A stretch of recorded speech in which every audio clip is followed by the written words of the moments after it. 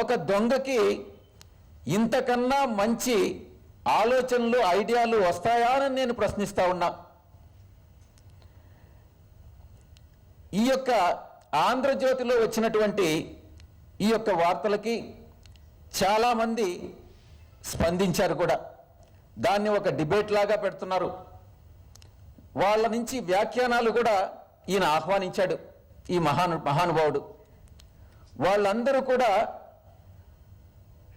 ఒక మానవతా విలువలు విడిచి వాళ్ళు పెద్ద ఎత్తున దుష్ప్రచారం చేస్తూ ఏదైతే అసభ్యకరంగా సమాజం అసభ్యకరంగా మాట్లాడకూడదు అని అనుకుంటుందో అటువంటి అసభ్య పదజాలంతో దూషించడం జరిగింది. ఇది వారి విఘ్నతకు వదలడమే కాకుండా చట్టపరంగా దీనిపైన లీగల్ యాక్షన్ తీసుకుంటామన్నటువంటిది కూడా నేను స్పష్టంగా తెలియజేస్తా ఉన్నా.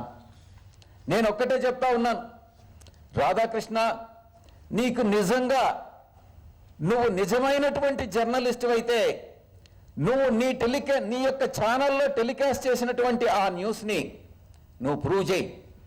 నేను చెప్తా, మీ అందరికీ కూడా తెలుసు నా వాయిస్ ఏందన్నటువంటిది మీరు వింటా ఉన్నారు.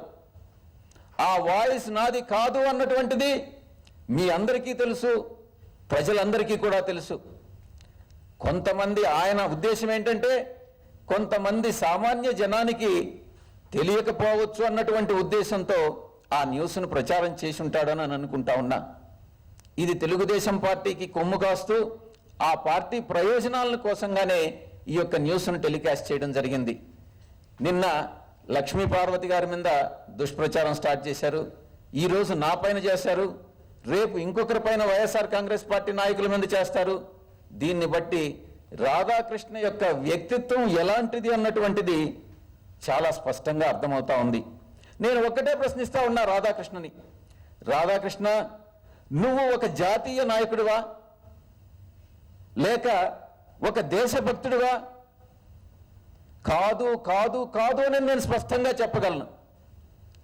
నువ్వు ఒక సమాజానికి ఒక చీడ పురుగువి, ఒక కులానికి నాయకుడివి, ఒక కుల పిచ్చున్నటువంటి ఒక వ్యక్తివే, కానీ నువ్వు నాయకుడివే కాదు, ఒక సమాజానికి ఉపయోగపడేటటువంటి వ్యక్తివి కాదు అన్నటువంటి విషయాన్ని నేను చాలా స్పష్టంగా చెప్తా ఉన్నా.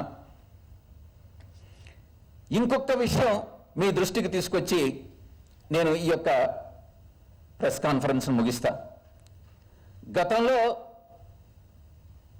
ఇతను నాకు గుర్తున్నంత వరకు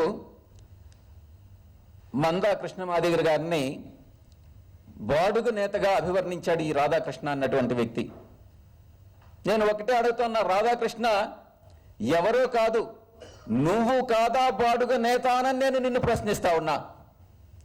నువ్వు ఈరోజు తెలుగుదేశం పార్టీకి అమ్ముడుపోయావు. నువ్వు తిన్నటువంటి ప్రతి పైసా కూడా రాష్ట్రాన్ని చంద్రబాబుతో కలిసి నువ్వు దోచుకున్నటువంటి ప్రతి పైసా కూడా నీ దగ్గర నుంచి కక్కిస్తామన్నటువంటి విషయాన్ని చాలా స్పష్టంగా చెప్తా ఉన్నాం. ఈ విషయంగా మేము ఎలక్షన్ కమిషన్, రాష్ట్రంలో ఉన్నటువంటి ఎలక్షన్ కమిషన్ సిఇఓకి మేము పిటిషన్ కంప్లైంట్ ఇస్తాం. ఈ ఢిల్లీలో ఉన్నటువంటి చీఫ్ ఎలక్షన్ కమిషనర్కి కంప్లైంట్ ఇస్తాం. ఇన్ఫర్మేషన్ అండ్ బ్రాడ్కాస్టింగ్ మినిస్ట్రీలో ఇంత దరిద్రపు కొట్టు ఛానల్ ఉండదు, ఇంత దుష్ప్రచారం చేసేటటువంటి ఛానల్ ఉండదు. ఏదైతే జర్నలిస్ట్ విలువల్ని తుంగలో తొక్కుతున్నటువంటి ఈ పత్రిక, ఈ యొక్క ఛానల్ని మూసివేయాలన్నటువంటి విషయాన్ని ఇన్ఫర్మేషన్ అండ్ బ్రాడ్కాస్టింగ్ మినిస్ట్రీకి కంప్లైంట్ ఇస్తాము. ఇక్కడ ఎందుకనంటే ఇక్కడ ఈ న్యూస్ ఉద్భవించింది కాబట్టి ఇక్కడ పోలీసులకు కూడా రాధాకృష్ణ మీద కంప్లైంట్ చేస్తానన్నటువంటి విషయాన్ని మీ అందరికీ కూడా నేను తెలియజేసుకుంటా ఉన్నాను. థ్యాంక్ యూ, ధన్యవాదాలు.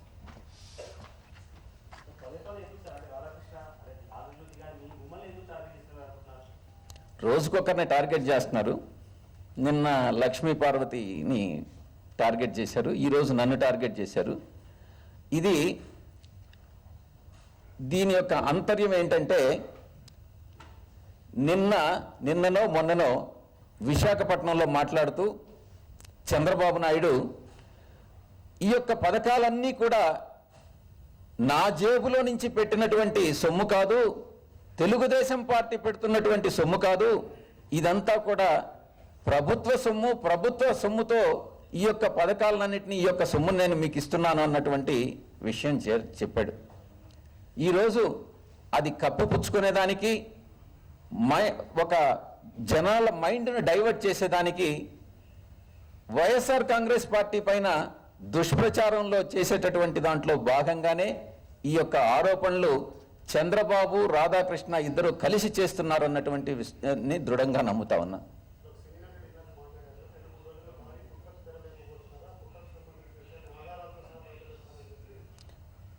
ఎన్ని కుట్రలు చేసినా ఈరోజు మా యొక్క నాయకుడు మా పార్టీ అధ్యక్షులు జగన్మోహన్ రెడ్డి గారి పట్ల ప్రజలు పూర్తి విశ్వాసంతో ఉన్నారు. 11వ తారీఖున మాకు ప్రజలందరూ కూడా భారీ ఎత్తున ఓట్లు వేసి భారీ విజయాన్ని తెచ్చి పెడతారన్నటువంటి విషయం చంద్రబాబు నాయుడుకు కూడా తెలుసు. కాబట్టే ఈరోజు ఆయన ఫ్రస్ట్రేషన్కు లోనవుతా ఉన్నాడు. నేను ఇది వచ్చిన తర్వాత ఎంక్వైరీ చేశాను, ఈ వాయిస్ ఎవరు అన్నటువంటిది. ఇది సెంట్రల్ ఫారెన్సిక్ ల్యాబ్కి రెఫర్ చేసిన తర్వాత ఇది నా వాయిసా కాదా అన్నటువంటి విషయం తెలుస్తుంది. అందుకే పోలీస్ కేసు పెడతాను రాధాకృష్ణ మీద అని చెప్పడం జరుగుతూ ఉంది. సెంట్రల్ ఫోరెన్సిక్ ల్యాబ్లో గతంలో ఓటుకు నోటు కేసులో కూడా అది చంద్రబాబు నాయుడు వాయిసేనని చాలా స్పష్టంగా చెప్పారు. ఇప్పుడు కూడా రాధాకృష్ణ చేసినటువంటి ఈ యొక్క కుట్రపూరితమైనటువంటి టెలికాస్ట్ ఏదైతే ఉందో అందులో ఇచ్చినటువంటి వాయిస్ నాదా కాదా అన్నటువంటి సిఎఫ్ఎస్ఎల్ తప్పకుండా చెప్తుంది. ఇది నేను ఏ రోజు కూడా ఈ రకంగా మాట్లాడను. దాంట్లో ఉన్నటువంటి కొన్ని పదాలు నిజానికి నాకు తెలియని కూడా తెలియదు. సన్నాయి నొక్కులను అనేటటువంటి విషయం అది ఏందనని నేను అడిగి తెలుసుకుంటా ఉన్నా. దుర్యోధనుడు అంటాడు, ధృతరాష్ట్రుడు అంటాడు. నాకు నిజంగా కూడా అటువంటి దానిలో నాకు ఆ పరిజ్ఞానం కూడా లేదు. అదంతా విని నేనే ఆశ్చర్యపడ్డానన్నమాట. ఇది ఎవరో ఒక ఆస్ట్రేలియాలో ఒక వ్యక్తి చేత మాట్లాడించి, లేకుంటే మాట్లాడినటువంటి ఆ యొక్క కాన్వర్జేషన్ని నాకు అన్వయించి ఇది ప్రసారం చేశారన్నటువంటి విషయం తెలుస్తూ ఉంది. ఈ విషయం సెంట్రల్ ఫోరెన్సిక్ ల్యాబ్ నిర్ధారిస్తుంది. Thank you.